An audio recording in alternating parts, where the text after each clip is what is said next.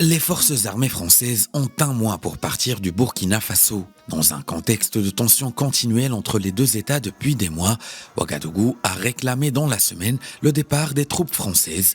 Les autorités ont précisé que ce choix n'actait en rien la rupture des relations avec la France et que cela concernait uniquement les accords de coopération militaire. Dernièrement, la présence de l'ancienne puissance coloniale dans le pays pose problème. Des manifestations ont récemment été organisées à Ouagadougou pour réclamer le retrait de l'armée française du Burkina Faso qui héberge 400 forces spéciales. Il faut qu'il quitte immédiatement. Nous ne voulons pas ambassadeur français au Burkina comme Luc Allard.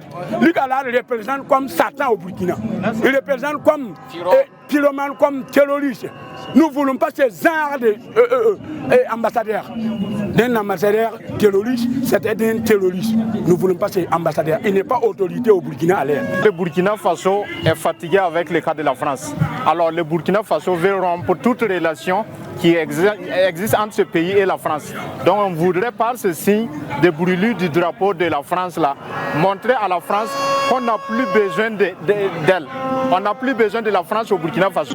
Si la France était notre partenaire qui devrait nous aider dans la lutte contre le terrorisme, et depuis 2016 jusqu'à présent, il n'y a pas eu de changement, nous croyons qu'elle ne mérite pas la confiance de la jeunesse burkinabé.